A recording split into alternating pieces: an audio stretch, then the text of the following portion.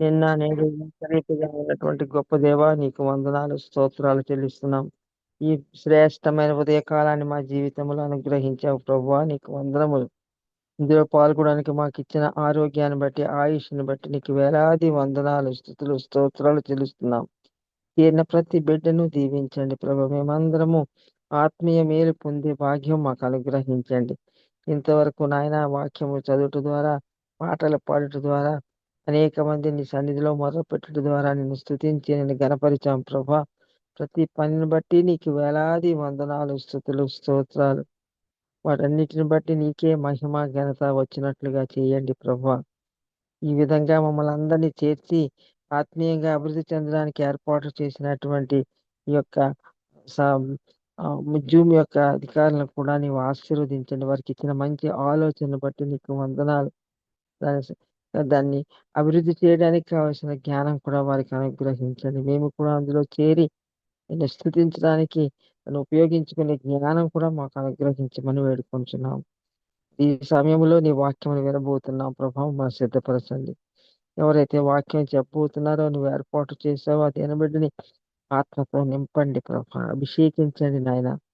బిడ్డ ద్వారా మాకు వాక్యాన్ని వినిపింప చేయండి. వాక్యం వినడానికి కావలసిన మంచి మనస్సు, మంచి జ్ఞానము, ఆలోచనలు మాకు అనుగ్రహించండి. శ్రద్ధగా విని ప్రభా మనసులో భద్రం చేసుకొని దాని ప్రకారం ఈ లోకంలో జీవిస్తూ నీకు బలమైన సాక్షులుగా మేము ఉండే భాగ్యం మాకు అనుగ్రహించమని, విశ్వాసంలో లేనటువంటి వారు అనేక మందిని నీ వైపు తిప్పగలిగేటువంటి జ్ఞానాన్ని కూడా, అటువంటి జీవితాలు కూడా మాకు అనుగ్రహించమని, మరొక్కసారి సేవకుని పిలువుచాటును మరుగుపరిచి ప్రభావంతో మాట్లాడమని ఈ ప్రార్థన ప్రభు అయిన యేసునామం పట్టి వేడుకొంచున్నాను తండ్రి. ఆమేన్. ఆమేన్. ఆమేన్. హల్లెలూయా. Praise the lord. Thank you so much అందరూ. అందరికీ వందనాలండి. John safe please. అందరికీ గుడ్ మార్నింగ్ అండి. ఈ రోజు మన మధ్యలో వాక్యం అందించడానికి రెవరెండ్ చామి రవికుమార్ గారు దేవుని యొక్క ఆత్మ చేత ప్రేరేపింపబడి సిద్ధంగా ఉన్నారు. వారిని పరిచయం చేయటం గౌరవంగా భావిస్తున్నాను. పాస్టర్ జామి రవికుమార్ గారు వేదాంతవేత్త మరియు విద్యావేత్త.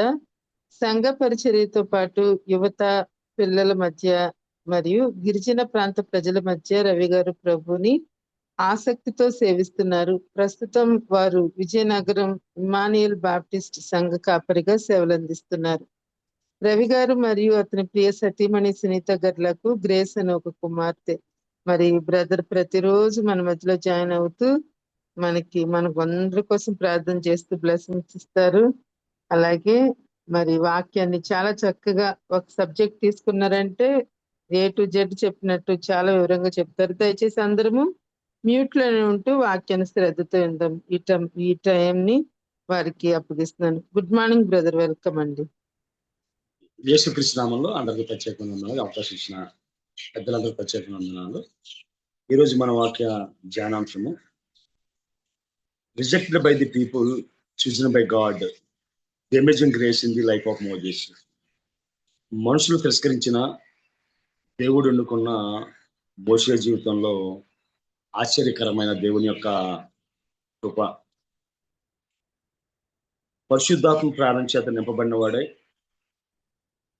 స్టెఫను ఇశ్రాయేలు చరిత్ర అంతా చెప్పుకుంటూ వచ్చినప్పుడు అపోస్తలుల కార్యాలు 7వ అధ్యాయం 20వ వచనంలో విధంగా చెప్తూ ఉన్నాడు. ఆ కాలమందు మోషే పుట్టెను, అతడు దివ్య సుందరుడై తన ఇంట 3 నెలలు పెంచబడింది. తరువాత అతడు బయట పారవేయబడినప్పుడు ఫరో కుమార్తె అతను తీసుకొని తన కుమారునిగా పెంచుకున్నాను. అదేవిధంగా 27వ వచనం, ఆయనను తన పొరుగువానికి అన్యాయం చేసిన వాడు మా మీద అధికారిగాను తీవ్రగాను నియమించిన వాడెవడు? నేను ఐగుప్తిని చంపినట్టు నన్ను చంపదలుచున్నావు అతను త్రోసివేశాను. అదేవిధంగా సంఖ్యాకాండము 12వ అధ్యాయం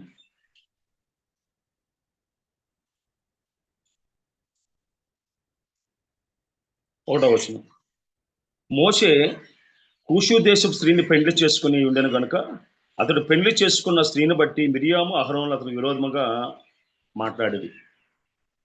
ఈ చదువుకున్న 3 సందర్భాల్లో కానీ మనం జాగ్రత్తగా పరిశీలన చేసినట్లయితే బైబిల్ చెప్తుంది, తల్లిదండ్రులు 3 నెలలు పెంచారు అతన్ని. ఒకవేళ నిర్గమకాండంలో కానీ ఒకవేళ మనం చూసినట్లయితే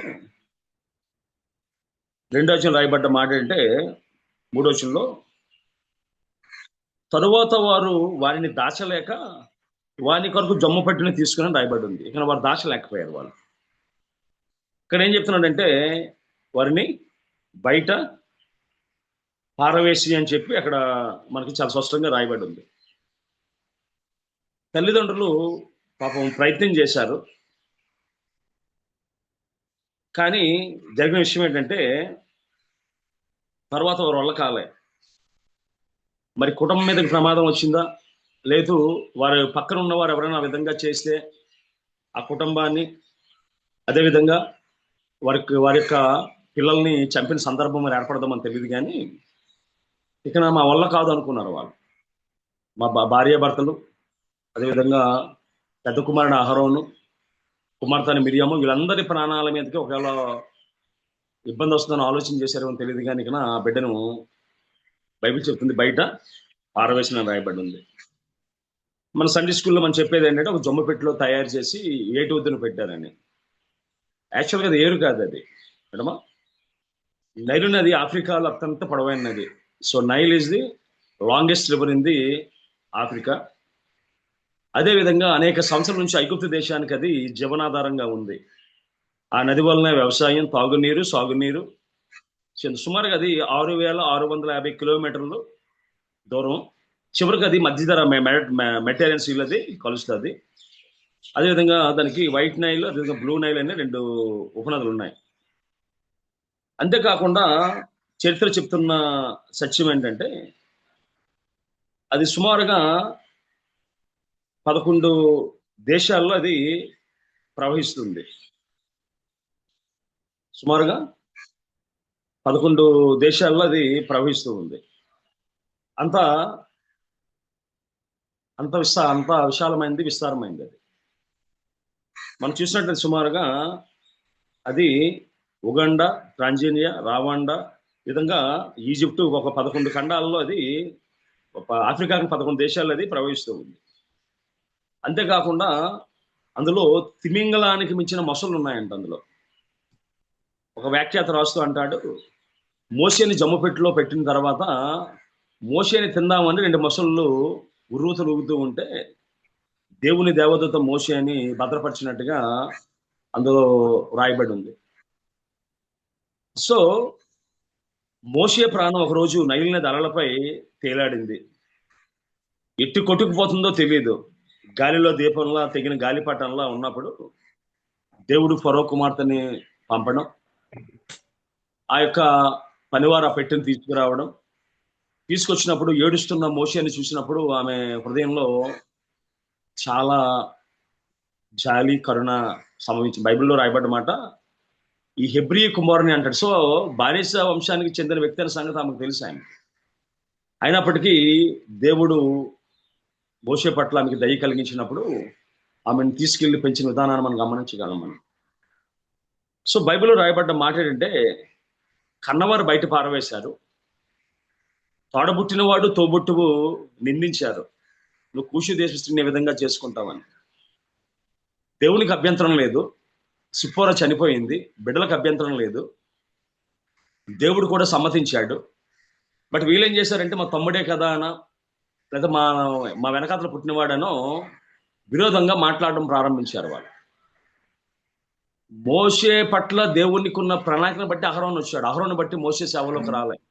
అయ్యా నేను నోటి మంచం కలిగిన వాడిని ప్రభా, మా అన్న అహరోను చాలా బాగా మాట్లాడతాడు, నాకు నోరుగా ఇమ్మంటే దాన్ని బట్టి అహరోను దేవుని ప్రణాళికలోకి వచ్చాడు. సో మిరియాము కూడా మోషే యొక్క అక్కగా ఆ ప్రణాళిక వచ్చింది. మోషేను బట్టి దేవుడు వారిని దీవించాడు, కానీ మోషే వారిని బట్టి దీవించబడలేదు. వాళ్ళు ఏం చేశారంటే మోషే యొక్క సాత్వికాన్ని బట్టి వాళ్ళు ఏం చేశారంటే తిరగబడి విరోధంగా మాట్లాడడం ప్రారంభించారు. వారు కొన్నిసార్లు ప్రస్తుత భారతదేశంలో జరుగుతున్న విషయం ఏంటంటే, ఒక వ్యక్తి కోసం మంచిగా చెప్తే పాపులర్ అయ్యే కన్నా ఒక వ్యక్తిని విమర్శించడంలో ఎక్కువ మంది ఎంజాయ్ చేస్తున్న పరిస్థితుల్లో ఉన్నాం. ఒకవేళ మోషేని దూషించడం ద్వారా, విరోధంగా మాట్లాడడం ద్వారా ఒకవేళ అహరోను మిరియాము నాయకత్వాన్ని కోరుకున్నారో మనకు తెలియదు, కానీ మోషే అయితే ఒక మాట కూడా మాట్లాడలే. అంతేకాకుండా ఏ ప్రజల కోసం అయితే ఆయన 40 సంవత్సరాలు మిథ్యాను అరణ్యంలో ఉండి వచ్చాడో, వారు అన్నారు మా మీద తీర్పరిగాను అధికారిగా నియమించిన వాడు ఎవడని చెప్పి తిరిగి వాళ్ళు చేయడం ప్రారంభించారు. సో మోషే జీవితంలో కానీ మనం ఆలోచన చేసినట్లయితే ఒక్కరు కూడా ప్రోత్సహించేవారు ఎవరు లేరు. రెండో చూసినట్లయితే, అదేవిధంగా మనం చూసినట్లయితే 2వ అధ్యాయంలో రాయబడ్డ ఇంకో మాట ఏంటంటే,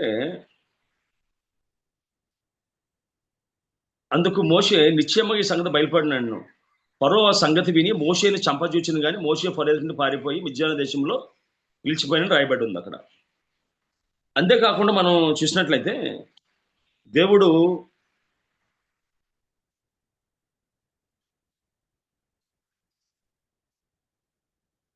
చూద్దాం ఒకసారి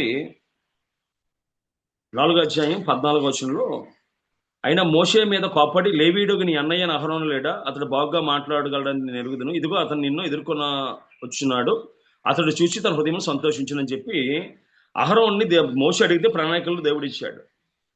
అంతేకాకుండా మనం చూసినట్లయితే పంపించినప్పుడే మోషే అడుగుతాడు, ప్రభువా వాళ్ళ నా మాట వినరు ప్రభువా అని. అప్పుడు దేవుడు అంటే చూద్దాం ఒకసారి 2వ వచనంలో, 4వ అధ్యాయం 1వ వచనం. అందుకు మోషే చిత్తగించము, వారు నన్ను నమ్మరు, నా మాట వినరు, యెహోవా నీకు ప్రత్యక్షము కాలేదందరు అని మొట్టమొదటి పాప మోషే చెప్పాడు. అప్పుడు దేవుడు చెప్పుకొచ్చాడు, నీ కర్రను చేతి పడేమని ఎడమా చెప్తాడు. రెండోసారి మళ్ళీ ఏమంటాడంటే ఆయన, దేవుడు నీకు ప్రత్యక్షమైనని నమ్ముదురన్ను, మరి యెహోవా నీ చేయి రొమ్ము పట్టుకోమని చెప్పిన తర్వాత మళ్ళీ ఏమంటాడంటే ఆయన, మరియు ఆయన వారు నమ్మక మొదటి సూచన బట్టి వినకపోని ఎడల రెండో దాన్ని బట్టి విందురు అన్నాడు. అదే మళ్ళీ చివరికి వచ్చిన మళ్ళీ ఏమంటాడంటే ఆయన, వారి రెంటి సూచనలు బట్టి నమ్మక నీ మాట వినకపోని ఎడల నువ్వు కొంచెం ఏటి నీళ్ళు తీసి ఎండి నేల మీద పోయేవాళ్ళు, అప్పుడు నీవు ఏటి నుండి తీసిన నీళ్లు పొడి మీద రక్తమవునని చెప్పాడు. అంటే దేవునికి కూడా తెలుసు వీళ్ళు ఎంత బాగా నమ్మరో, మాట వినరని. అందుకే 3 సూచక్రియలు దేవుడు చూపించినట్టుగా వాక్యం సెలవిస్తుంది. ఆ మాట వినర సంగతి దేవునికి తెలుసు, మోషేకి తెలుసు. దేవుడు అంటాడు, మెడ తిరగని ప్రజలు, లోబడి నెల్లని ప్రజలు అంట. సో మోషే జీవితంలో కానీ మనం చూసినట్లయితే అంత తిరస్కారమే. కానీ ఆ మనుషుల తిరస్కారాలను దేవుడు పురస్కారాలుగా మార్చాడు. మనుషుల వ్యతిరేకతను తన వ్యక్తిగత అభివృద్ధికి పునాదురాలుగా చేశాడు. ఆ మధ్యన ప్రకాష్ రాజు అన్నాడు, ఎవరైతే నా మీద రాళ్ళు వేస్తారో రాళ్ళు వేసిన రాళ్ళని పునాదురాలుగా చేసుకుని మీద కలుగుతాను అన్నాడు ఆయన. సో క్రైస్తవ భక్తి జీవితంలో అనేక వ్యతిరేకతలు, వారికి మనకి మధ్య ఎటువంటి విభేదాలు లేకపోవచ్చు. ఒక వ్యక్తి ఎదుగుతున్నప్పుడు, ఒక వ్యక్తి భక్తిగా ఉన్నప్పుడు, ఒక వ్యక్తి ఇతరులు చేస్తున్న పనులు చేయకుండా ప్రత్యేకంగా ఉన్నప్పుడు, సో ఆటోమేటిక్గానే శత్రుత్వం అనేది ప్రబలిపోతున్న రోజుల్లో ఉన్నాం. యేసుక్రీస్తు లోకంలో ఉన్నప్పుడు కానీ ఒకవేళ మనం చూసినట్లయితే యేసుక్రీస్తు అన్నదమ్ములే యేసుక్రీస్తుకి వ్యతిరేకంగా ప్రవర్తించిన సందర్భాలు మనం ఎరుగుతున్నాం. ఒకవేళ మార్కు సువార్తలో కానీ ఒకవేళ మనం చూసినట్లయితే అక్కడ రాయబడ్డ మాట ఏంటంటే 3వ అధ్యాయంలో 21వ వచనంలో, 20 నుంచి చదువుతున్నాను. ఆయన ఇంటిలోనికి వచ్చినప్పుడు జనులు మరలా గుంపుకూడి వచ్చారు కనుక భోజనం చేయటాను వీరికి వీలు లేకపోయాను. ఆయన ఇంటి వారు సంగతి విని ఆయన మతి చెల్లించినదని చెప్పి ఆయన పట్టుకుని పోయిరి. యెరూషలేము నుండి వచ్చిన శాస్త్రులు ఇతడు బయలుజెబూలు పట్టినవాడే దెయ్యములు అధిపతి చేత దెయ్యములు వెళ్ళగొట్టుచున్నాడని చెప్పి ఒకటి ఇంటి వారు పట్టుకోవడానికి ప్రయత్నం చేశారు. శాస్త్రులు బెయల్జెబూల్ వల్ల దెయ్యాలు వెళ్ళగొడతానని చెప్పుకొచ్చాడు ఆయన. అంతేకాకుండా మనం ఒకవేళ 5వ అధ్యాయంలో కానీ ఒకవేళ మనం పరిశీలన చేసినట్లయితే మార్కు 5లో 15 వచనం రాయబడ్డ మాట, జనులు జరిగింది చూడవెళ్ళి యేసునొద్దకు వచ్చి శానను దెయ్యం పట్టిన వాడు బట్టలు ధరించుకొని స్వస్థచిత్తుడే కూర్చుండేట్టు చూచి భయపడ్డి, జరిగినది చూచిన వారు దెయ్యములు పట్టవానికి కలిగిన స్థితియు పందుల సంగతియు ఊరి వారికి తెలియజేయగా తమ ప్రాంతం విడిచిపోమ్మని వారైన బతిమాలను కొనసాగిరి. ఎప్రిషియేషన్ లేదు కదా, కుటుంబంలో ఎప్రిషియేషన్ లేదు, సమాజంలో ఎప్రిషియేషన్ లేదు, అదేవిధంగా భక్తిపరులుగా చలమాన్ అవుతున్న శాస్త్రుల్లో ఎప్రిషియేషన్ లేదు. అదేవిధంగా మనం చూసినట్లయితే యోసేపు జీవితంలో కూడా యోసేపు వచ్చి తన కళల్ని వివరించినప్పుడు తండ్రి అనే మాట కానీ మనం ఒకవేళ పరిశీలన చేసినట్లయితే తండ్రి విధంగా అంటాడు. ఆయన ఏమంటే 37:10లో అతను తన తండ్రితో తన సహోదరులతో తెలియజెప్పినప్పుడు అతని తండ్రి అతనితో, నువ్వు కానాను కనిన ఈ కళ ఏమిటి, నేను నీ తల్లియు నీ సహోదరులు నిశ్చయముగా వచ్చి నీకు సాష్టాంగ పడదుమని అతను గద్దించను. అతని సహోదరు అతని మీద అసూయపడ్రి.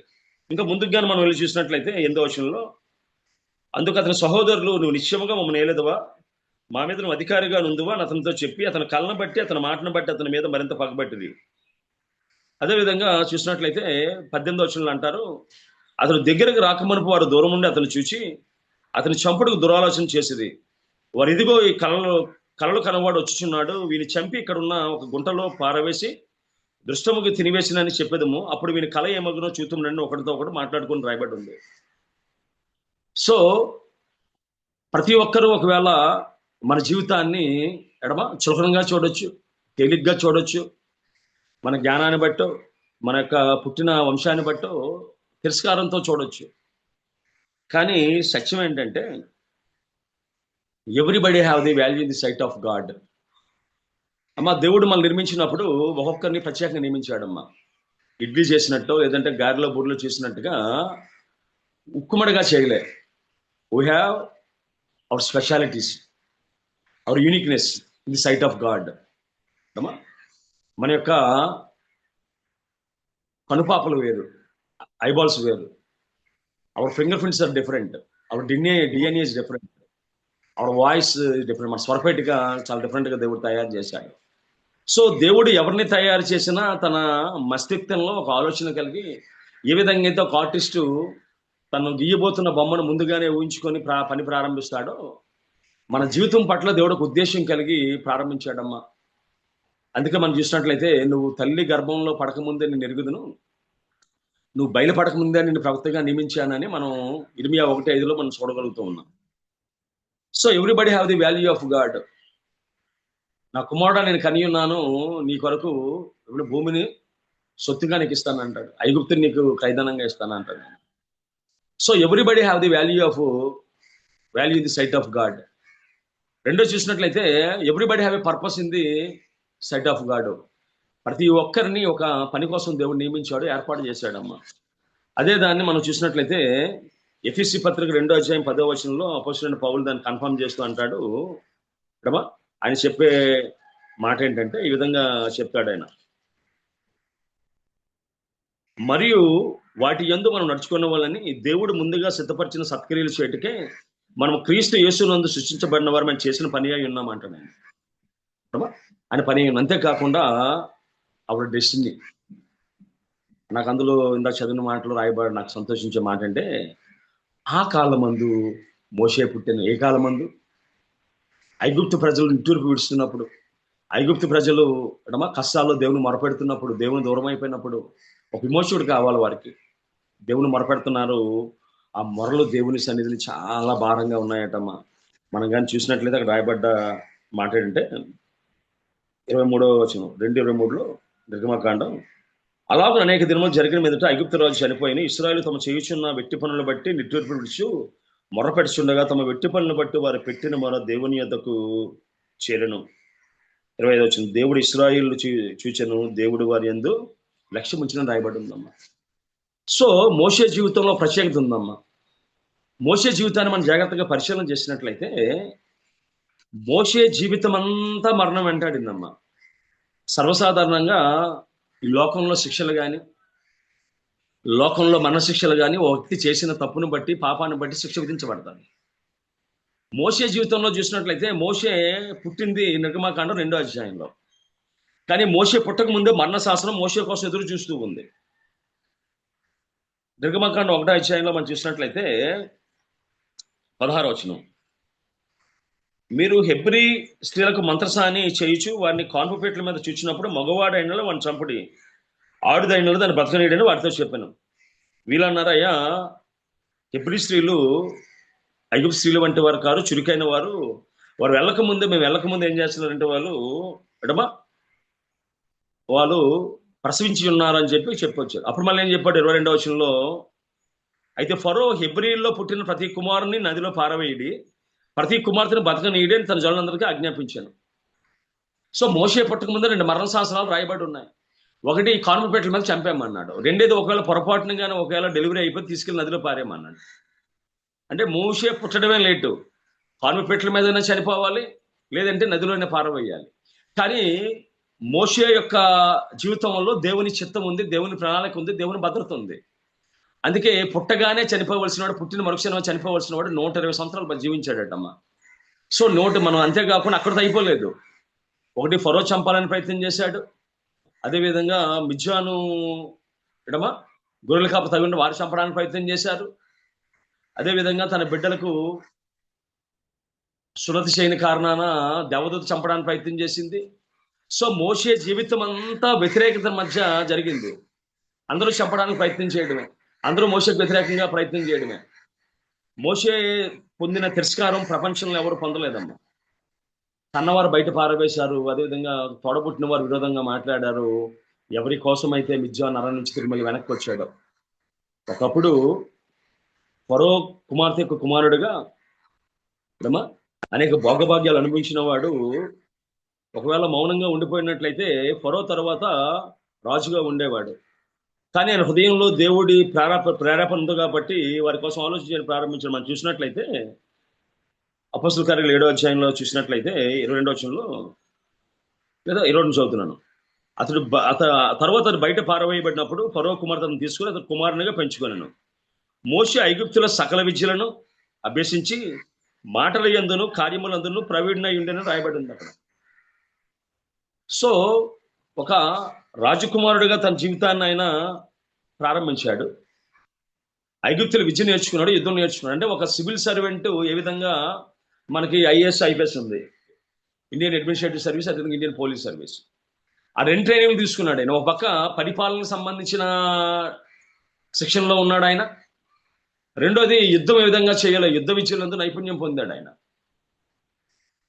అంతేకాకుండా అడ్మినిస్ట్రేటివ్ దినదినాన్ని చూస్తున్నాడు. ఒక రాజకుమారుడిగా ఫరో చనిపోయిన తర్వాత రాజు అవ్వాల్సిన వాడు.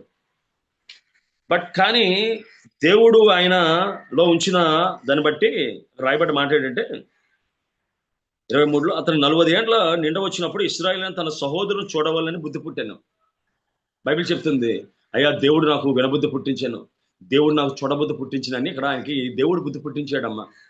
అయ్యా నాయన, నీ జీవితం ఫరో కుమారుడిగా ఉండిపోవడం కాదు నాన్న, నీ జీవితంలో ఒక ఉద్దేశం ఉంది, నాకు నీ జీవితంలో ఒక డెస్టినీ ఉందని దేవుడు చెప్పినప్పుడు వెళ్ళి చూసినప్పుడు అమ్మా వాళ్ళు కూడా తిరస్కారం చేశారు.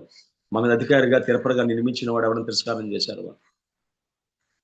ఒకరు మోసే జీవితాన్ని చూసినట్టు 3 భాగాలుగా సర్వసాధారణంగా చేస్తాం. మొట్టమొదటి 40 సంవత్సరాలు ఏంటంటే it is a learning period. విద్యలు నేర్చుకున్నాడు, భాషలు నేర్చుకున్నాడు, చాలా విషయాలు నేర్చుకోవడం ప్రారంభించాడు ఆయన. మేబీ థియరిటికల్గా నేర్చుకోవడం ప్రారంభించాడు ఆయన. మిగిలిన 40 సంవత్సరాలు చూసినట్లయితే ట్రైనింగ్. ఎందుకంటే మోషే జీవితంలో చూసినట్లయితే ఆ కోపం అనేది ఉండిపోయింది. ఎంత కోపం అంటే ఒక మనిషిని చంపి ఇసుకలో పాతి పెట్టేటంత కోపం ఆయన జీవితంలో ఉంది. ఎందుకంటే ఒక ఫరో మనవడగా పెరిగాడు ఆయన, అధికారం చేతిలో ఉంది. దాన్ని బట్టి ఏమైనా చేయగలనని ఒక ధైర్యంతో మనిషిని చంపి పాత పెట్టే అంత అధికారంలో కోపంలో పెరిగాడు ఆయన. ఒకవేళ ఆ విధంగా కోపంలో పెరిగినట్లయితే ఇశ్రాయేలును కానీ దేవుడు అప్పగించినట్లయితే అడుగు ఒక మనిషిని చంపేసేవాడేమో. అందుకని దేవుడు లేదని చెప్పి మిద్యాను అరణ్యాన్ని తీసుకుని వెళ్ళి 40 సంవత్సరాలు ఆ గొర్రె పిల్లల వెంట ఆయన్ని నడిపించాడు. త్రోవ తప్పిపోతాయి, శత్రువుల చేతి చిక్కుతాయి.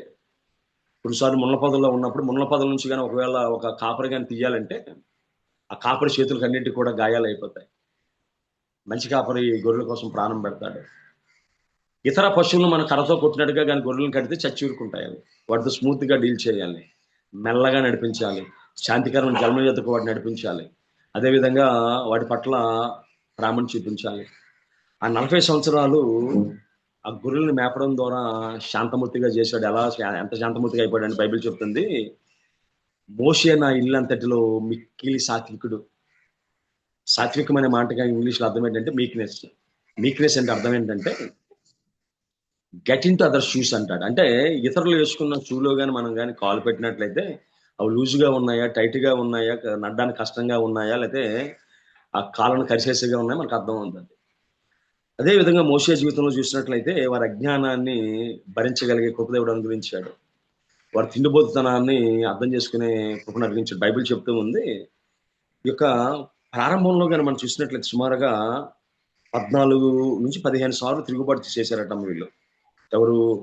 ఇస్రాయేలు ప్రజలు కానీ చూసినట్లయితే సుమారుగా 14 నుంచి 15 సార్లు వారు తిరుగుబాటు చేసినట్టుగా వాక్యం మనకి చెప్తూ ఉంది. ప్రారంభం నుంచి వారి జీవితంలో ఏంటంటే తిరుగుబాటే. మొట్టమొదటి ఎక్కడ ప్రారంభమైందంటే చూద్దాం ఒకసారి. నిర్గమాకాండంలో మనం చూసినట్లయితే వారు యోర్దాను నది దగ్గరికి వచ్చారు. యోర్దాను నది దగ్గరికి వచ్చినప్పటికీ జరిగిన విషయం ఏంటంటే ఫరో సైన్యం వెనక రావడం ప్రారంభించింది. సో ఎప్పుడైతే ఫరో సైన్యం వెనక్కి రావడం వీళ్ళు చూశారో, చూడగానే వాళ్ళు చేసిన పని ఏంటి చూద్దాం. 14 అధ్యాయం 10-12 వచనాలు కానీ మనం చూసినట్లయితే, ఫరో సమీపించి ఉండగా ఇశ్రాయేలు కన్నులెత్తి ఐగుప్తులు తమ వెనక వచ్చుట చూచి మిక్కిలి భయపడి యెహోవాకు మొరపెట్టిరి. అంతటి వారు మోషేతో, ఐగుప్తులో సమాధులు లేవని అరణ్యంలో చచ్చుకు మమ్మల్ని రప్పించిదివా? మనం ఐగుప్తు నుండి బయటికి రప్పించి మమ్మల్ని ఇట్లు చేయనేలా? మా జోలికి రావద్దు. ఐగుప్తులో దోషులు మగుదం ఐగుప్తులో మేము నీతో చెప్పిన మాట ఇదే కదా. మేము అరణ్యంలో చచ్చుడు కంటే ఐగుప్తులో దోషులు మగుట మేలని చెప్పి రాయబడి ఉంది. అక్కడే కాదమ్మా, మారా నీళ్ళు చేదుగా ఉన్నప్పుడు, ఆహారం లేనప్పుడు, ఈజిప్ట్లో చనిపోయి ఉంటే బాగుండు కదా అని చెప్పి వారు చూసినట్లయితే 16:2-3లో మనం చూసినట్లయితే అరణ్యంలో ఇశ్రాయేలు సమాజం అంతా మోషే ఆహారంల మీద సనిగెను. ఇశ్రాయేలు మేము మాంసం వండుకొని కుండల యొద్ద కూర్చుండి తృప్తిగా ఆహారం తిన్నప్పుడు యెహోవా చేత వలన ఏల చావకపోతిమి.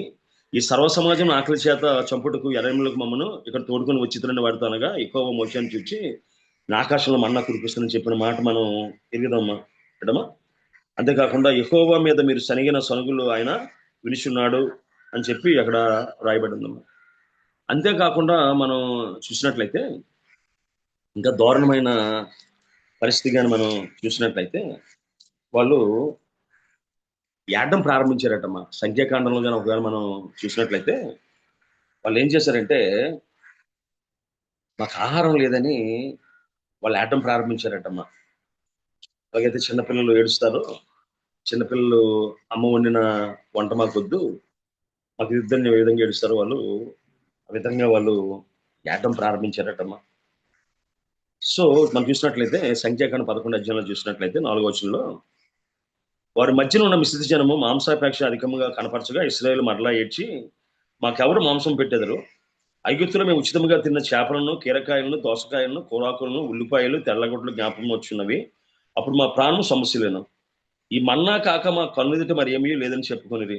10వ వచనమా. జనులు తమ తమ కుటుంబంలో ఎవరి గుడారపు ద్వారమునొద్ద ఏడవగా మోషే వినను. యెహోవా పాపం బహుగా రగులుకొని వారు ఏడ్చుట యెహోవా మోషే దృష్టికి చెడ్డదిగా నుండిను కాగా మోషే వాటి ఇట్లని రాయబడి ఉందమ్మా. అంటే ఎంత దారుణం అంటే వారు పూర్వస్థితిని కానీ గమనించినట్లయితే అమ్మా మట్టి పిసుకునేవారు.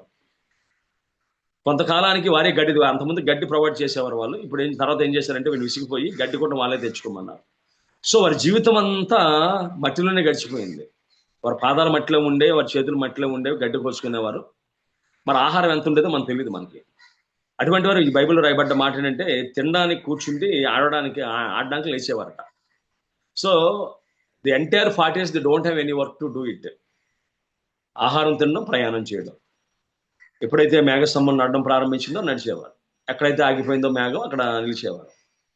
సో ఏమైపోయిందంటే మన ఇంట్లో చిన్నపిల్లలు ఏడుస్తారు కొన్నిసార్లు, నాకు మాంసం కావాలి, నాకు చికెన్ కావాలి, పలానద కావాలి అని. అలాగా ఎవరో చచ్చిపోయినట్టుగా ఆడడం ప్రారంభించారు. ఎలుగెత్తి ఏడుస్తున్నారు. మొర ఎక్కడ దాకా వినపడదంటే దేవుని దాకా వినపడదు. మోషేకి ఏం అర్థం కాలే. ఒరే వీడి కష్టాల్లో, శ్రమంలో, బాధల్లో, ఎందుకంటే మోషే వారి కష్టాన్ని స్వయంగా చూశాడు. వారు ఎంత అవమానకరంగా జీవించారో, ఎంత ఇబ్బందికరంగా జీవించారో, ఎంత కష్టంలో జీవించారో మోషే స్వయంగా చూశాడు. అటువంటి వారి దినాన ఒక అడుగు ముందుకెళ్ళగానే దేవుని దూషించడం ప్రారంభించారు, దేవుని విమర్శించడం ప్రారంభించారు. మాంసం కావాలి, మాంసం కావాలని అందుకే బైబిల్ చెప్తుంది. బైబిల్లో మాట, కీర్తనలో మాట అంటాడు, వారి కోరినది దేవుడు వారికి అనుగ్రహించినది, వారి ఆత్మ క్షీణత కలుగు చేసిందని చెప్పి మనం చూసినట్లయితే కీర్తన గ్రంథంలో అక్కడ కీర్తనకారుడు చెప్తాడు, వారు కోరిన దేవుడు వారికి అనుగ్రహించాడు. ఎందుకంటే వారు ఏడుస్తూ ఉన్నారు. ఆ ఏడుపుని దేవుడు ఇక మొర వినలేక అక్కడ బైబిల్లో రాయబడ్డ మాట ఏంటంటే, వారి కోరింది దేవుడు వారికి అనుగ్రహించను, వారి ఆత్మలకు క్షీణత మనం చూసినట్లయితే 106 కీర్తన 14 వచనంలో చూసినట్లయితే ఈ విధంగా రాయబడి ఉంది. అరణ్యంలో వారు బహుగా ఆశించిరి, ఎడారిలో దేవుని శోధించిరి, వారి కోరినది వారికి ఇచ్చెను, అయినను వారి ప్రాణములకు ఆయన క్షీణత కలుగు చేసిన రాయబడి ఉందమ్మా. సో వారి జీవితం అంతా కూడా వ్యతిరేకతే. నేను అనుకుంటాను మోషే జీవితంలో మోషే థ్యాంక్స్ అని ఒక మాట కూడా వారి జీవితంలో చెప్పినట్లేదు ఎక్కడన్నా. మోషేని విమర్శించడమే వారి పనిగా పెట్టుకున్నారు. అంతేకాకుండా సంఖ్యాకాండం 16 అధ్యాయంలో కానీ ఒకవేళ మనం చూసినట్లయితే అక్కడ చూద్దాం అమ్మా. లేవీకి మునిమనవడను కాతు మనవడను ఇస్సారు కుమారుడు కోరాహు, రుబేనీయుల్లో ఎలియాబు కుమారుడైన దాతాన్ అభిరాములు వీళ్ళందరూ వచ్చి ఏమన్నారంటే ఒక 250 మందిని కోడదేసుకొచ్చే విధంగా అన్నారు వాళ్ళు. అమ్మా 3వ వచనంలో, మీతో మాకు పని లేదు, సర్వ సమాజంలో ప్రతి వాడును పరిశుద్ధుడే, యెహోవా వారి మధ్యన ఉన్నాడు, యెహోవా సంఘం మీద మిమ్మల్ని మీరు ఎలా ఇచ్చించుకుంటున్నారని కనుక మోషే ఆ మాట విని సాగిలి పడ్డాడటమ్మా.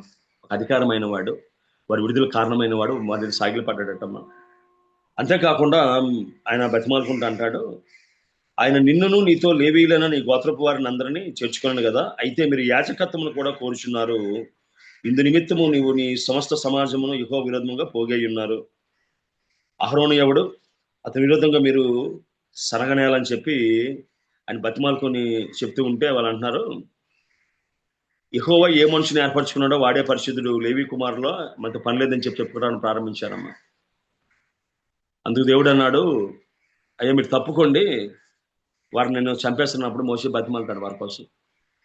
అంతేకాకుండా మనం చూసినట్లయితే ఇంకా దారుణమైన పరిస్థితి ఏంటంటే సంఖ్యాకాండం 32 వచనంలో కానీ ఒకవేళ మనం చూసినట్లయితే ఇలా రాయబడి ఉంది, మోషే కొండ దిక్కుండా తడువు చేయటం ప్రజలు చూసినప్పుడు ఆ ప్రజలు అహరోను మీద కూడి వచ్చి, లెమ్ము ముందర నడుచుటకు ఒక దేవతను మా కొరకు చేయము, ఐగుప్తు నుండి మమ్మల్ని రప్పించిన మోషే అనువాడు ఏమైనా మాకు తెలియదని అతనితో చెప్పి. మోషే అనువాడు, మోషే ఎవరో తెలియదమ్మా వాళ్ళకి. మోషే చరిత్ర వారికి తెలియదా? మోషే తల్లిదండ్రులు వారికి తెలియదా? మోషే ఎక్కడ పెరిగాడో వారికి తెలియదా? ఆ మోషే అనేవాడు ఏమైనా మాకు తెలియదు అంటాడు. ఒక్క పూట భోజనం పెడితే వ్యక్తిని జ్ఞాపకం చేసుకుంటాం. ఒక వ్యక్తి ఒక్క పూట భోజనం పెడితే ఒక వ్యక్తిని జ్ఞాపకం చేసుకుంటాం. 40 దినాలు మన్నాతో పోషించాడు, బండ నుంచి నీళ్ళు ఇచ్చాడు, చేదు నీళ్ళని మధురంగా మార్చాడు. దేవుని కోపం రగులుకున్నప్పుడు అడ్డుపడ్డాడు. అంతేకాకుండా ఎక్కడికి వెళ్ళాడంటే సీనాయి పర్వతంలో దేవుని యొక్క ఆజ్ఞలు తీసుకురావడానికి వెళ్ళాడమ్మా. 18వ వచనం రాయబడి ఉంటుంది 31-18 నిర్మకాండంలో. మరియు ఆయన సీనాయి కొండ మీద మోషేతో మాట్లాడి చాలించిన తర్వాత ఆయన తన శాసనములు 2 పలకలను అనగా దేవుని వేలతో రాయబడిన రాతి పలకను అతనికి ఇచ్చాడమ్మా.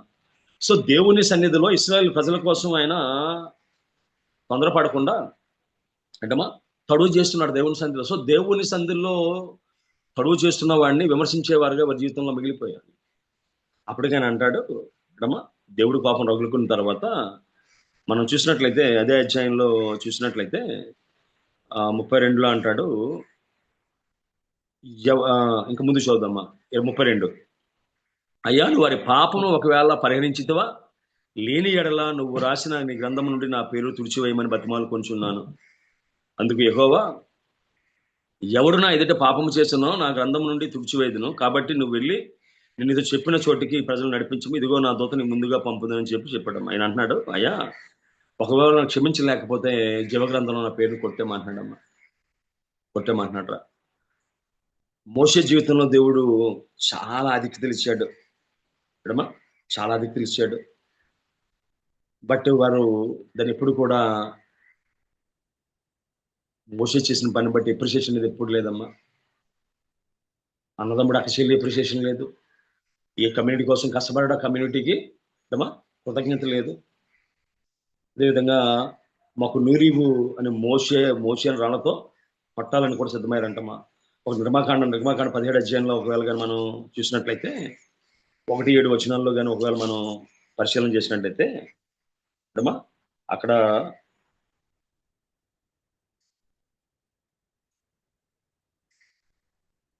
చంపడానికి ప్రయత్నం చేశారట.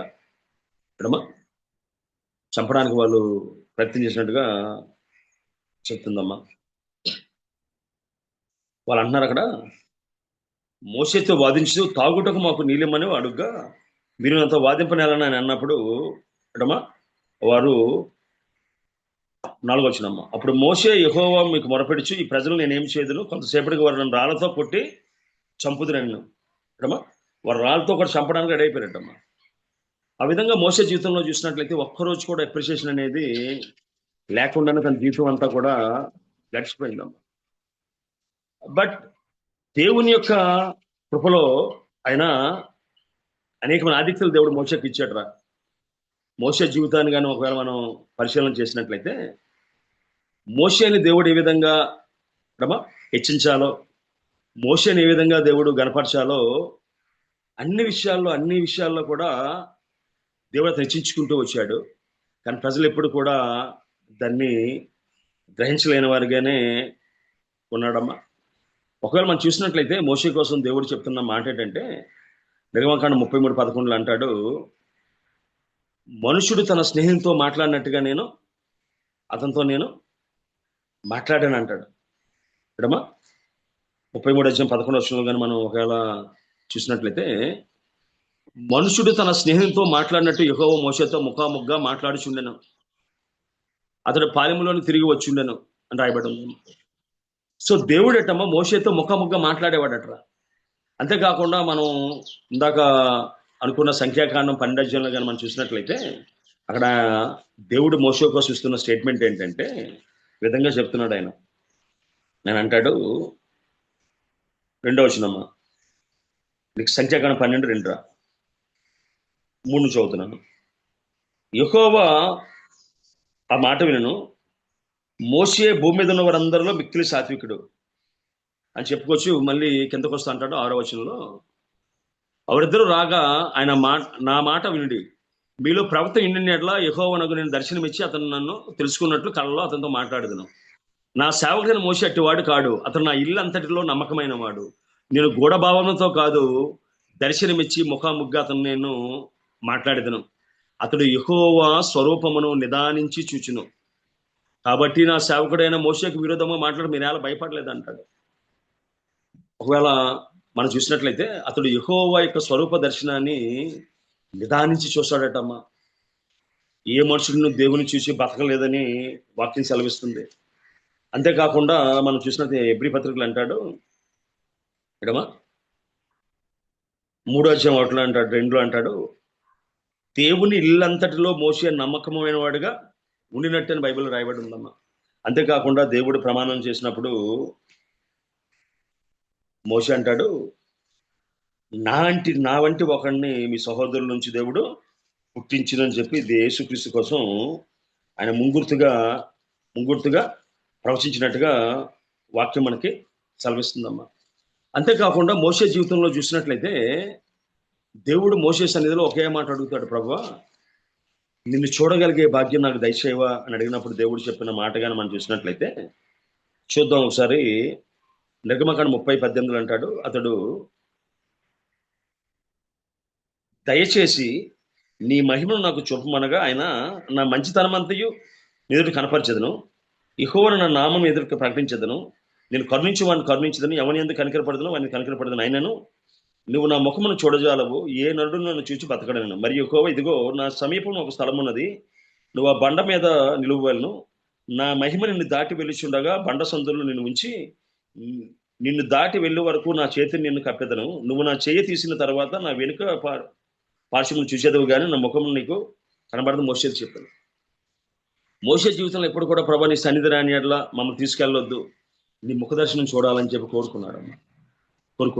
దేవుడు కూడా అతని మాటని కాదన్నా విన్నట్టుగా వాక్యం మనకి సెలవిస్తుందమ్మా. మోషే తన ఇల్లంతట్లో కూడా నమ్మకమైన వాడిగా ఉన్నాడు, మిక్కిలి సాత్వికుడిగా ఉన్నాడమ్మా. అంతేకాకుండా మనం చూసినట్లయితే భూమి మీద మనుషులందరికన్నా సాత్వికుడైన దేవునితో చెప్పబడ్డాడమ్మా. అంతేకాకుండా చూసినట్లయితే మోషే ఎన్నుకోబడినవాడు. నిర్గమకాండం 3:10 దేవుడు అతన్ని నువ్వు వెళ్ళము నా ప్రజలను ఐగుప్తుని బయటికి తీసుకురమ్ము, నేను నిన్ను ఫరో యొద్దకు పంపుదును అన్నాడమ్మా. అంతేకాకుండా మోషే ప్రజల కోసం ప్రార్థన చేసేవాడు.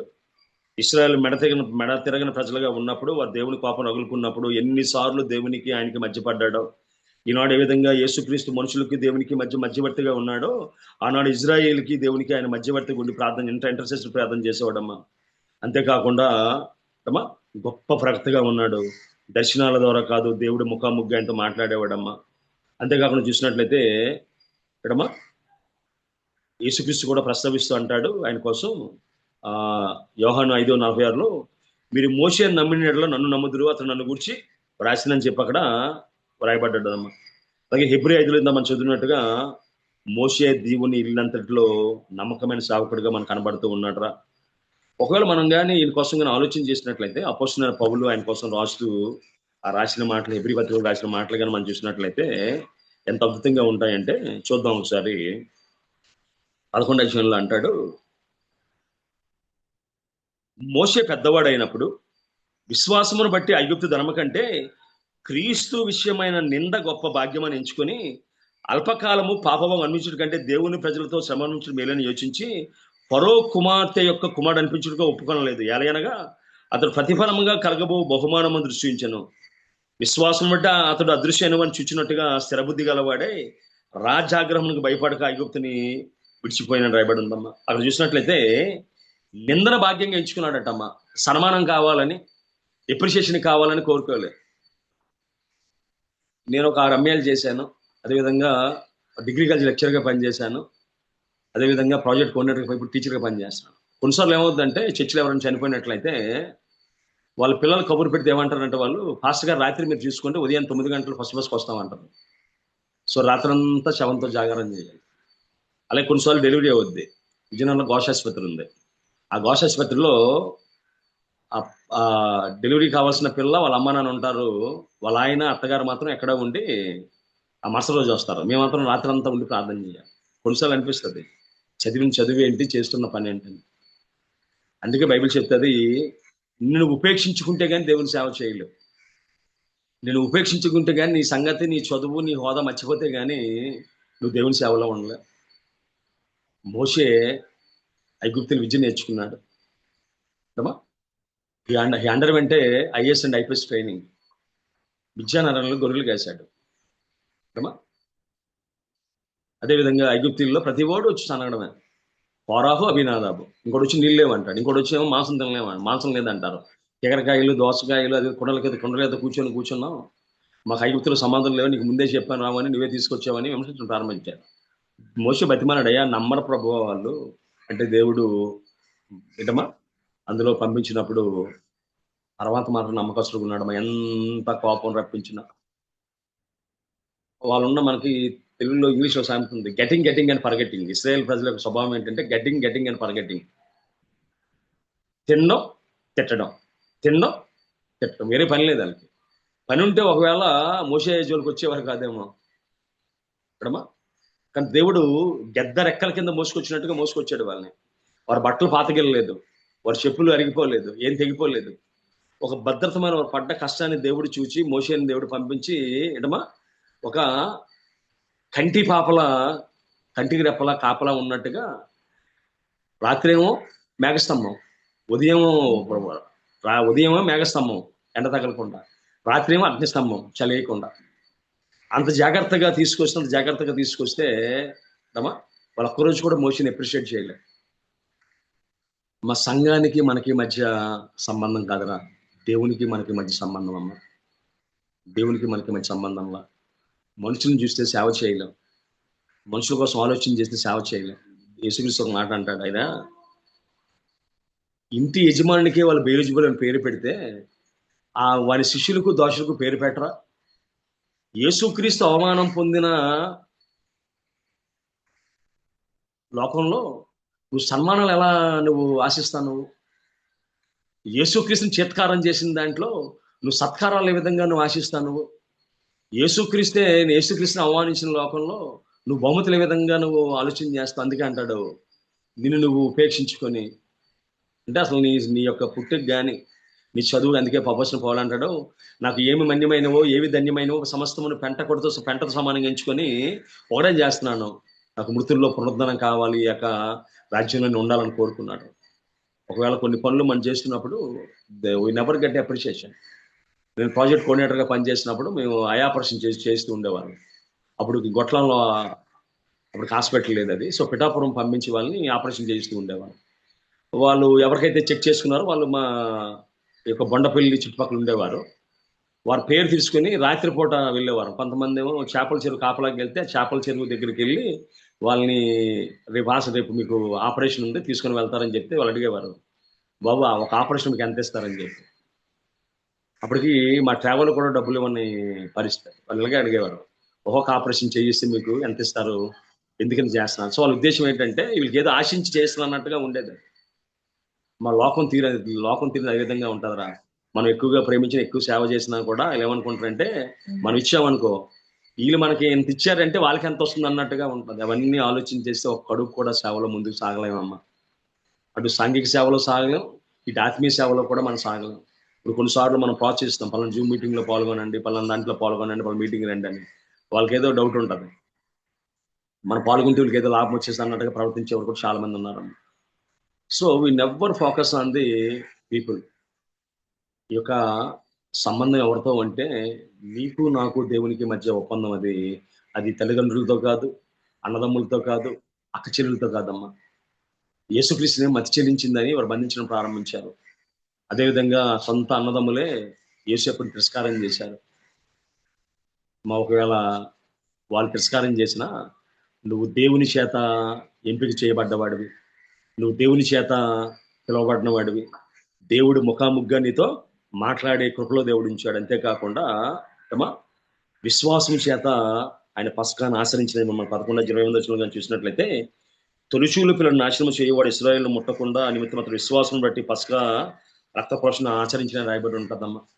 అంతేకాకుండా నాకు బాగా నచ్చిన పాట ఏంటంటే దేవుని శిక్షణ దగ్గర అక్కడ అంటాడు, అక్కడ వాక్యమును యాకోబుకు తెలియజేసిన దేవుడు ఏ జనముకి లాగునో తెలిసి ఉండదటమ్మా. ఆ ధర్మశాస్త్రం తెచ్చిన వాడు ఇతడే అంటాడు ఆయన. ఇడమా ఆ ధర్మశాస్త్రం ఇతని ద్వారానే రాయబడ్డది, ధర్మశాస్త్రం ఇతని ద్వారానే ఇవ్వబడ్డది. అంతేకాకుండా పంచగంధాలు కూడా రాసిన వాడు ఈయన. దినాన బైబిల్ చదువుతున్నామంటే దానికి ఆధారమైన వాడు ఈయనమ్మా. అంతేకాకుండా మనం చూసినట్లయితే క్రీస్తు గొప్ప భాగ్యమని ఎంచుకోగల కృపలో దేవుడు ఉంచాడమ్మా. అమ్మ యేసుక్రీస్తు జీవితం అంతా నిందల పాలే, అదేవిధంగా మోసే జీవితం అంతా నిందల పాలేనమ్మా. ఒక్కరోజు అప్రిషియేషన్ చూడడం దేవుని చేత తప్ప మనుషుల చేత ఒక్కరోజు కూడా. మోసే నిన్ను బట్టి మేము బంధకాల నుంచి విడిపించబడ్డాం, నిన్ను బట్టి ఇటుకలు చేసే మా చేతులు ఇదన్నాను విడుదల పొందే అనే మాట ఎక్కడా వినబడదమ్మా. ఒక పక్క కోరాహు అభినాదాబు. సో ఎక్కడ చూస్తే అక్కడ వ్యతిరేకత వ్యతిరేకత వ్యతిరేకత. ఆ వ్యతిరేకతలో ఉన్న జీవితం అంతా కూడా ఎక్కువ సమయం లేదు కాబట్టి కొంచెం లోతుగా వెళ్ళడం లేదు నేను. అంతేకాకుండా చూసినట్లయితే ఏంటి మోసే ప్రత్యేకత అంటే మోసే దేవుని చేత ఎంచుకోబడినవాడు, మోసే దేవునికి స్నేహితుడు, మోసే నమ్మకమైన సేవకుడు, సాత్వికుడు, అదేవిధంగా ఇతరుల కోసం ప్రార్థన చేసేవాడు, అదేవిధంగా దేవుని మహిమను చూడాలని కోరుకునేవాడు, గొప్ప ప్రవక్త, అదేవిధంగా గొప్ప విశ్వాసవీరుడు, అదేవిధంగా దేవుని కోసం రాసిన వ్యక్తి, దేవుని కోసం ప్రవచించిన వ్యక్తి. అంతేకాకుండా అటమా ఆయన జీవితాన్ని మనం జాగ్రత్తగా పరిశీలన చేసినట్లయితే దేవుని ఉద్దేశాన్ని నెరవేర్చడానికి ఎప్పుడు కూడా ఆలోచన చేసుకుంటూ వచ్చాడమ్మా. అంతేకాకుండా దాన్ని తూచే తప్పకుండా కట్టిన వ్యక్తి మోసేనమ్మా. మన వ్యక్తిగత జీవితంలో మోసే వలె దేవుని సందులో ఉండడానికి ఇష్టపడుతూ ఉన్నామా? లేదు లోకంలో వస్తున్న నిందలు, లోకంలో వస్తున్న పరిస్థితులను చూసి మనం తప్పిపోయారు వరకు మనం ఆలోచన చేసుకోవాలమ్మా. మన వ్యక్తిగత జీవితంలో మనం నేర్చుకోవాల్సిన విషయం ఏంటంటే దేవుడు మనల్ని ఎంచుకున్నాడు, దేవుడు మనల్ని పిలుచుకున్నాడు. కాబట్టి ఎన్ని అవమానాలు వచ్చినా, ఎన్ని బాధలు వచ్చినా ఏనాడు కూడా వెనక్కి తిరిగే వారు ఉండకూడదని దేవుడు కోరుకుంటున్నాడమ్మా. ఎందుకంటే మోసే జీవితంలో క్రమంగా అభివృద్ధి చెందుతూ వచ్చాడు. అయిన వాళ్ళు, కన్నవాళ్ళు, తోడబుట్టిన వాళ్ళు, తోటివారు, ఇరుగు పొరుగు వారు ఎంత దూషించినా, ఎంత దేశించినా అకారణంగా మోసే వెనక్కి తిరగలేదు. కానీ అమ్మా నమ్మకస్తుడిగా జీవితం ముందుకు సాగిపోయాడమ్మా. మనం చూసినట్లయితే మరణం మోసేని వెంటాడుకుంటూ వచ్చింది, కానీ దేవుని కృప 120 సంవత్సరాలు కాపాడుకుంటూ వచ్చిందమ్మా. మోసే జీవితంలో జరిగిన విషయం ఏంటంటే ఏ ప్రజల కోసం అయితే తపన పడ్డాడో, ఏ ప్రజల కోసం అయితే ఆయన ఆందోళన చెందాడో ఆ ప్రజలు విసిగిస్తే ఒకప్పుడు మిక్కిలి సాత్వికుడిగా ఉన్నవాడు పొద్దునాన్న ఆయన పాపపడి దేవుని వ్యతిరేకంగా మాట ఆడినప్పుడు ఆయన దేవుని ఆగ్రహం గురి కావాల్సి వచ్చిందమ్మా. మనం చూసినట్లయితే సంఖ్యాకాండ 20 అధ్యాయంలో చూసినట్లయితే, తర్వాత మోషే ఆహారంలో బండదిరి సమాజం పోగు చేసినప్పుడు అతను వారితో, ద్రోహులారా వినుడి, మేము ఈ బండ నుండి మీ కొరకు నీళ్లు రెప్పింపవలన అనను. అప్పుడు మోషే తన చెయ్యి ఎత్తి 2 మార్లు తన కర్రతో బండను కొట్టగా నీళ్లు సమృద్ధిగా వచ్చును. కానీ అక్కడ దేవుడి మాట ఏముందంటే, మోషే ఆహారంతో మీరు ఇశ్రాయేలు కన్నులెత్తి నా పరిశుద్ధతను సన్మానించినట్లు నన్ను నమ్ముకొని పోతురు గనుక ఈ సమాజమును నేను వారికి ఇచ్చిన దేశంలో మీరు తోడుకొని పోరని చెప్పాను. అవి మొరీబా జలములు అనబడినాయి. ఎలాగైనా ఇశ్రాయేలు యెహోవాతో వాదించినప్పుడు ఆయన వారి మధ్య తన పరిశుద్ధతను కనపరుచుకుని రాయబడి ఉందమ్మా. అది కూడా ప్రజలను బట్టే ఆయన పాపడ్డం. కానాను దేశం కోసం 120 సంవత్సరాలు ఆయన తపన పడ్డాడు. ఎస్పెషల్లీ తన జీవిత చర్మాంకులు 40 సంవత్సరాలు తపన పడ్డాడో అది చేరకుండానే దూరం చూసి చనిపోవాల్సిన పరిస్థితి వచ్చిందమ్మా. సో మోషే జీవితాన్ని పరిశీలన చేసినట్లయితే మనకు రాయబడ్డ మాట ఏంటంటే, ఆ కాలంలో మోషే పుట్టింది ఏ కాలంలో? సో ఏ కాలంలో పుట్టాలో దేవుడు నిర్ణయించాడు. అంతేకాకుండా దిశోపదేశకాండం 34:5 రాయబడ్డ మాట ఏంటంటే, యెహోవా సేవకుడైన మోషే యెహోవా మాట చొప్పున మోయాబు దేశం మందు మృతి పొందెను. సో మోషే జీవితం అంతా కూడా దేవుని మాట చొప్పున సమయంలో పుట్టాడు. దేవుని మాట చొప్పున ఆయన మోయాబు దేశం మృతి పొందాడమ్మా. చనిపోవడం, పుట్టడం దేవుని చేతిలో ఉంది. తగల జీవితం అంతా దేవుని సంధిలో తను తాను సరి చేసుకుంటూ సమర్పించుకుంటూ ముందు సాగిపోయాడమ్మా. మోషే అవధేయతను బట్టి ఒకవేళ చూడలేకపోయాడేమో కానీ మరొకసారి దేవుడు అతన్ని జ్ఞాపకం చేసుకొని, ఎందుకంటే ఏ యొక్క కానాను దేశంలో పాలుతీను ప్రపంచ దేశంలో అడుగు పెట్టాలని మోషే మనసు ఉరితలుగిందో దాన్ని చూడడానికంటమ్మా దేవుడు ఒకసారి యేసుక్రీస్తు రూపాంతరం చెందినప్పుడు ఆయన రావడం, ఆ రూపాంతర కొండ మీద యేసుక్రీస్తుని దర్శించడం. చరిత్ర చెప్తున్న మాట ఏంటంటే, మోషే ఏలియాలు వచ్చేటమ్మా యేసుక్రీస్తు నిర్గమం కోసం, సిలువ కోసం ఆయనకి తెలియజేసి ఆయన బలపరిచి వెళ్ళారు అనే మాట మనకి కనబడుతూ ఉంది. అంతేకాకుండా చూసినట్లయితే ఏ దేశాన్ని భౌతికంగా చూడలేకపోయాడో అదే దేశంలో ఆత్మపూర్ణుడిగా వచ్చి ఆ దేశంలో అడుగుపెట్టి ఆ రూపాంతరం కొండ మీద యేసుక్రీస్తుతో మాట్లాడినట్టుగా మనకి మత్తయి సువార్త, అదేవిధంగా లూకా సువార్తలో మనకి చాలా స్పష్టంగా మనకి కనబడుతుందమ్మా. యేసుక్రీస్తు రూపాంతరాన్ని ఆయన చూడగలిగాడు. అంతేకాకుండా మనం కానీ ఆలోచన చేసినట్లయితే ఏ వాగ్దానాలు మోషే చేత చెప్పబడ్డాయో, ఏ వాగ్దానాలు పంచఖండాల్లో రాయబడ్డాయో ఆ వాగ్దానాల నెరవేర్పును మోషే స్వయంగా చూడగలిగాడు. ఏటమ్మా, ఏ వాగ్దానాలు అయితే మోషే కాలంలో చేయబడ్డాయో ఆ ప్రతి వాగ్దానాన్ని మోషే నెరవేర్చబడ్డం అని కనులారా చూడగలిగాడమ్మా. అమ్మ, లోకం ఏమనుకున్నా, లోకం మనల్ని ఎంత విమర్శించినా, లోకం ఎన్ని రకాలుగా మనల్ని దూషించినా, లోకం ఎన్ని రకాలుగా తిరస్కారం చేసినా అది ప్రాముఖ్యం కాదు. కానీ దేవుడు మన పట్ల ఏ ఉద్దేశాన్ని కలిగి ఉన్నాడు, దేవుడు మన పట్ల ఎటువంటి ఉద్దేశాన్ని కలిగి ఉన్నాడో సో దానికోసం ఆలోచన చేసి ముందుకు సాగిపోవడమే తప్ప, ఒకవేళ వారి కడుపును పుట్టాం కాబట్టి తల్లిదండ్రులకి ఒకవేళ మన మీద చిన్నచూపు ఉండొచ్చు, వారికంటే చిన్నవాళ్ళం కాబట్టి అన్నదమ్ముల అక్క చెల్లెలకి మన మీద ఒకవేళ తక్కువ దృష్టి ఉండొచ్చు. బట్ నన్ను ప్రేమించే దేవుడు ఉన్నాడు, నన్ను హెచ్చించే దేవుడు ఉన్నాడు. ఎవరైతే నమ్మకస్తులుగా ఉంటారో, ఎవరైతే విధేయులుగా ఉంటారో, ఎవరైతే దేవుని హృదయాన్ని కలిగి ఉంటారో వారిని ఎప్పుడు దేవుడు ఎప్పుడు విడిచిపెట్టమ్మా. మోషే చరిత్ర దిగమకాండ ఆగిపోలేదు, కానీ అది నూతన నిబంధన అంతా ఉందమ్మా. ఈ జీవగ్రంథం ఎంతవరకు అయితే ఉంటుందో ఆ మోషే యొక్క పేరు అంతవరకు నిరాటంకంగా దేవుడు దాన్ని కొనసాగించుకుంటూ వెళ్తాడమ్మా. ఆయన భూమి మీద అత్యంత వినయశీలిగా, నమ్మకమైన సేవకుడిగా, అంతేకాకుండా మనం చూసినట్లయితే ప్రపంచం అన్నిటికన్నా గొప్ప వింత ఏంటంటే ఎర్ర సముద్రాన్ని మోసే పాయలుగా చేయడం అమ్మా. దాన్ని 10 కమాండ్మెంట్స్ అనే సినిమా తీస్తే సుమారుగా 10 ఆస్కార్ అవార్డ్స్ వచ్చాయటమ్మా. ఒక నత్తివాడైన మోషే మాట్లాడితే ఎర్ర సముద్రం ఫైల్ అయిపోయింది. ఒక నత్తివాడు మాట్లాడితే ఆకాశం మన్నాను కురిపించింది. ఒక నత్తివాడు మాట్లాడితే బండ నీరిచ్చింది. ఒక నత్తివాడు ఒక మొక్కనేస్తే మారాణీలు మధురంగా మారిపోయామ్మా. మైకుల్ని అంతేకాకుండా మోషే జీవిత చేస్తున్నట్టమ్మా.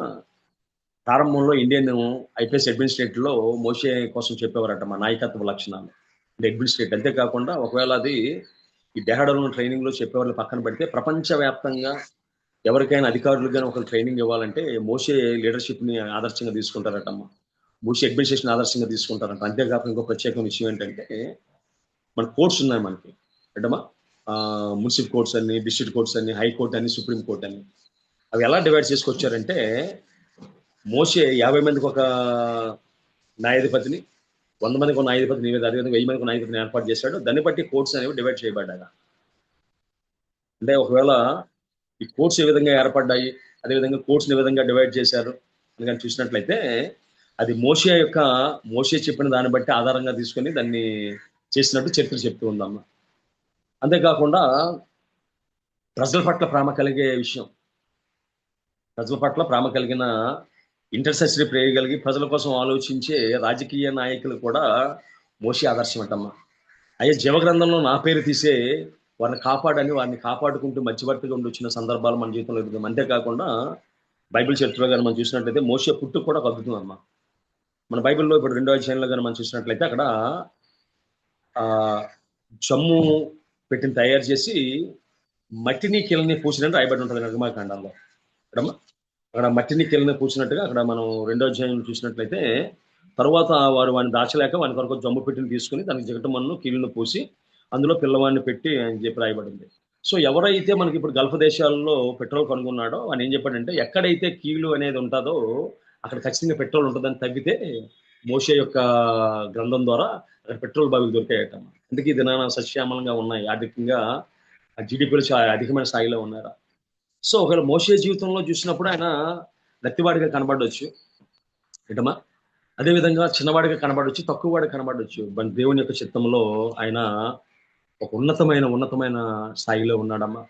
ఆయన జీవితం ఆయన పుట్టక ముందే మరణం వెంటాడింది, ఆయన పుట్టిన తర్వాత మరణం వెంటాడింది. కానీ దేవుడు తన జీవమూటలో దాచి తను ఏ ఉద్దేశంతో పిలిచాడో ఆ ఉద్దేశం నెరవేరే వరకు దేవుడు మోక్షాన్ని విడిచిపెట్టలేదమ్మా.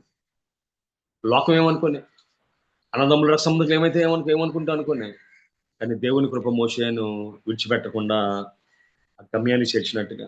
అంతేకాకుండా ఆయన ఏదైతే భౌతికంగా చూడలేకపోయాడో దాన్ని ఆత్మీయంగా ఆ రూపాంతర కొండ మీద దిగడానికి, యేసుక్రీస్తుని బలపరచడానికి, అదేవిధంగా దేవుడు ఏదైతే నాలాంటి వాడిని మీ సహోదరుల్లో పుట్టిస్తాడు యేసుక్రీస్తు కోసం ఏదైతే ఆయన ప్రవచించాడో ఆ ప్రవచన నెరవేర్పు కల్లారా చూడడానికి దేవుడు ఆయనకు అవకాశం ఇచ్చినట్టుగా వాక్యం సెలవిస్తూ ఉందిరా. కుమార్తె, నువ్వు ఉన్న స్థలంలో కానీ నువ్వు సేవ చేస్తున్న పరిస్థితుల్లో కానీ ప్రజలు అప్రిషియేట్ చేస్తున్నారా, విమర్శిస్తున్నారా, దూషిస్తున్నారా? దానికోసం పెద్ద నువ్వు ఆలోచించుకో.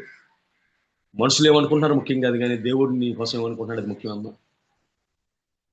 నువ్వు మౌనంగా ఉంటే అవమానాల్లో దేవుడు నీ తరపున మాట్లాడతాడమ్మా. బైబిల్లో చూసినట్లయితే మోషేకు విరోధంగా మాట్లాడ మిరియాము రోగం తెచ్చుకుంది. మోషేకు విరోధంగా మాట్లాడిన ఫరోహు, అబినాదాబు భూమి నెరవేర్చి వారిని భూమి మింగేసిందమ్మా. నువ్వు మౌనంగా, అందుకు బైబిల్లో ఒక మాట ఉంది, పగ తీర్చుకున్నట నా పని అంటున్నాడు. సో పగ తీర్చుకోవడం మన పని కాదు, కానీ అన్నకు అహరోను కూడా మనం చూసినట్లయితే అంటాడు ఆయన, అయ్యా వారు బంగారం ఇచ్చారు, నేను అగ్నిలో వేశాను, తోడైపోయింది అంటారు. ముందు వచ్చిన ఏం రాయబడి ఉంటుంది, తొగరులో బంగారం వేశాడు ఆయన, అంటే అచ్చులో బంగారం వేస్తే తోడైంది అది అని చెప్పి మాట ఏంటంటే నేను బంగారం వేసిన తోడైపోయింది అన్నాడు. ఒకవేళ సహకరించలేదు కదా, తిరిగి కోపానికి కారణమైంది. అయినప్పటికీ మోషే వారిని ఇద్దరిని కూడా ఏమనలేదమ్మా. మన వ్యక్తిగత జీవితంలో వ్యక్తులు సాత్వికులుగా ఉన్నాం, అన్నిటికన్నా ముఖ్యంగా దేవుని ఇంట్లో నమ్మకమైన వారికి ఉన్నాం. దేవుడు ముఖాముఖం అంత మాట్లాడతాడటమ్మా. అవమానాలు యేసుక్రీస్తు కొత్త ఏం కాదు, దేవుని సేవలు కొత్త ఏం కాదు. ఏదో వింత సంభవించినట్లుగా మీరు ఎప్పుడు కూడా ఆలోచన చేయొద్దు అంటాడు. మనం ఎవరి కోసం అయితే పనిచేస్తున్నామో వారు ఒకవేళ మనలో లోపాలు ఎత్తి చూపించవచ్చు, లేదా అవమానించవచ్చు, లేదంటే మన యొక్క యథార్థతను శంకించవచ్చు. బట్ మన గమ్యం ఏంటంటే, మన గురి ఏంటంటే దేవుడే. సో దేవుని సంధిలో యథార్థంగా నడుద్దాం. దేవుడు అప్పగించిన పని నమ్మకంగా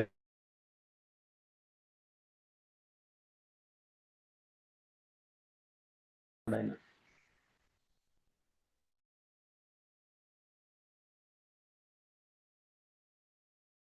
పెట్టలు ఇచ్చింది, స్వచ్ఛమైన నీళ్ళు ఇచ్చింది, ఎర్ర సముద్రం దారిచ్చింది. మోషే వెళ్తున్నప్పుడు అమ్మ ప్రారంభంలోనే ఎర్ర సముద్రం ఉంది. ఆ ఎర్ర సముద్రంలో దేవుడు మార్గాన్ని చూపకపోతే మోషే జీవితంలో మార్గం అనేది లేదమ్మా. కానీ దేవుడు మార్గాన్ని చూపించి అదే మార్గం నడిపించుకుంటూ గమ్యాన్ని చేర్చినట్టుగా వాక్యం మనం చదివిస్తుంది. అట్టి కృప దేవుడు మన దయచేయను గాక. అన్నవారు బయట పారవేసిన, తోడబుట్టిన వారు తోబుట్లు నిందించిన, స్వజలను తిరస్కారం చేసిన, కన్నవారి కన్నా ప్రేమించే దేవుడు మనకున్నాడు. ఆయన సన్నిధిలో మనకు ఒక ప్రత్యేకమైన ప్రణాళిక దేవుడు సిద్ధపరిచించాడు. తోడబుట్టవాని కంటే ప్రేమించే దేవుడు తోడుగా ఉన్నాడు. స్వజనం తిరస్కరించిన తన స్వజనంగా నిన్ను నన్ను కోరుకుని సవరించే దేవుడు ఉన్నాడు. అట్టి కృపలో మన జీవితాలు ముందుకు సాగును గాక. అందరికి వందనాలు. ప్రార్థన చేసుకున్నాను. శాసనకరమైన గోతి నుండి నన్ను లేవనెత్తినది నీ కృపా.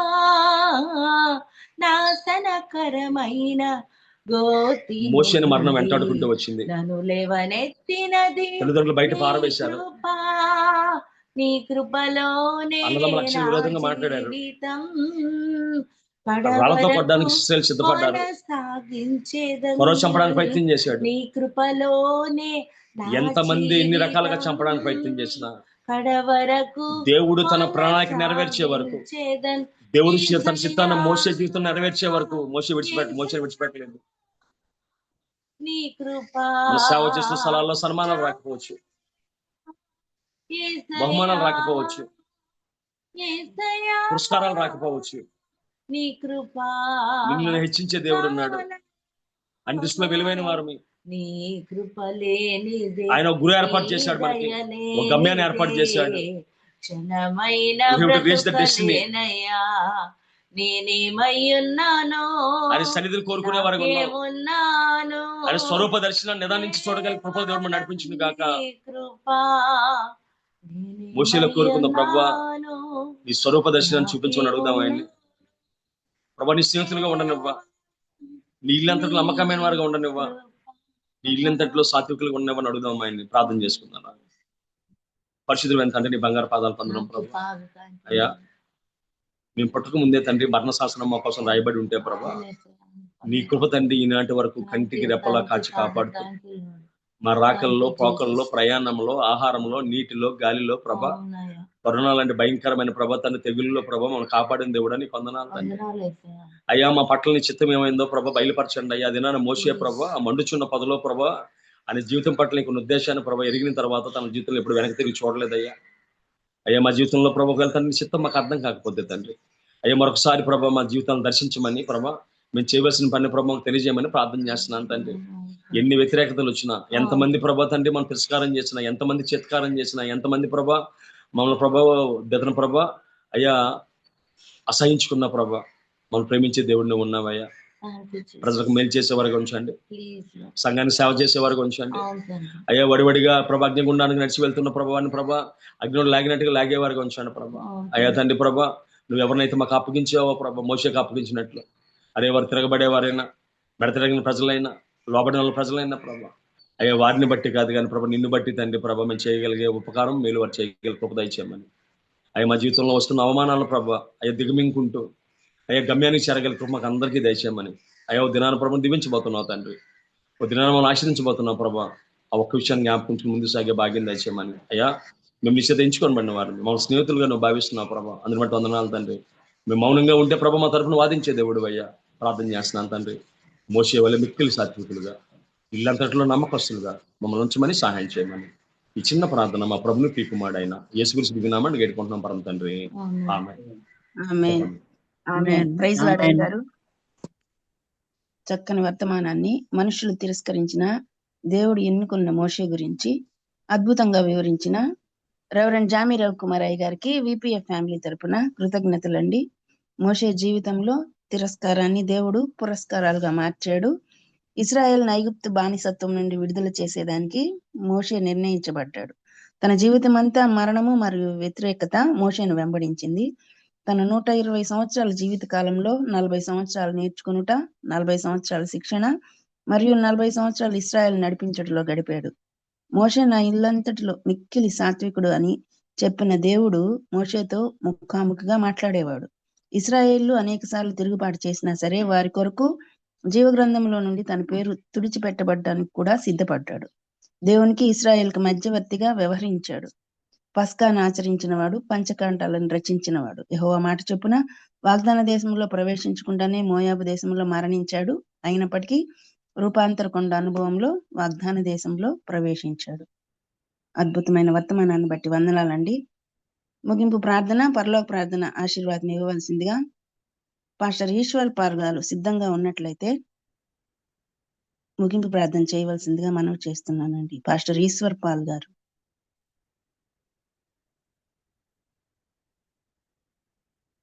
అయ్యగారు సిద్ధంగా లేనట్లయితే సిస్టర్ వత్సల గారు మీరు ప్రార్థన చేయండి.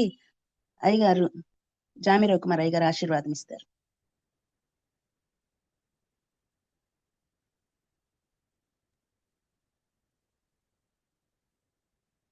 సిస్టర్ వత్సల గారు ముగింపు ప్రార్థన చేస్తారా?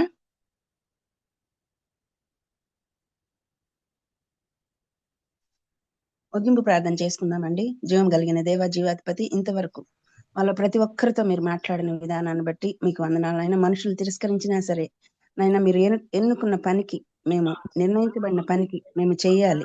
అందుని బట్టి నీకు వందనాలు తండ్రి, నీకే వందనాలు. మాకు మీరు ఏ పని నిర్ణయించారో ఆ పని చేసేదానికి మమ్మల్ని సిద్ధపరచండి.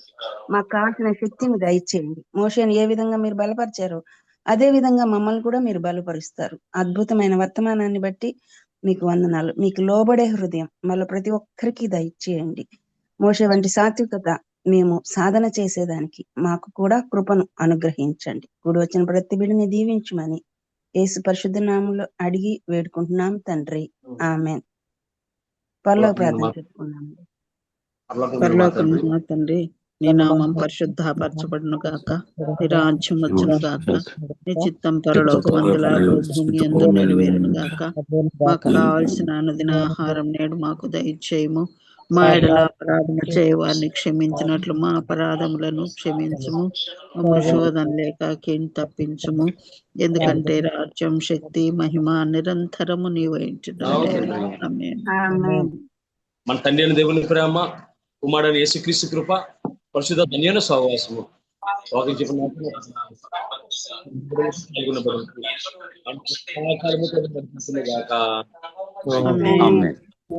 ప్రైజ్ లార్డ్ అయ్యగారు వర్తమానం అందించి ముగింపు ప్రార్థన మరియు ఆశీర్వాదం ఇచ్చిన రెవరెండ్ జామీరావు కుమార్ అయ్య గారికి, అలాగే కూడి వచ్చిన విపిఎఫ్ కుటుంబ సభ్యులందరికీ కూడా కృతజ్ఞతలండి. ప్రభు చిత్తం అయితే రేపటి దినాన తిరిగి కలుసుకుందాం. ఇవాళ ఈవినింగ్ 8:30కి జరగబోయే AL virtual academy online bible class కి ఆసక్తి కలిగిన వారందరూ కూడా జాయిన్ అవ్వచ్చండి. Praise the Lord to all.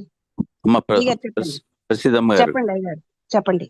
అదే పాప మ్యాచ్ విషయంలో కొంచెం అందరూ ప్రార్థన చేయండి అమ్మా. అదే బాబు వాళ్ళకి అంగీకారం అయింది నన్ను చెప్పారు వాళ్ళు. పాప రిలక్టెంట్ గా ఉంది.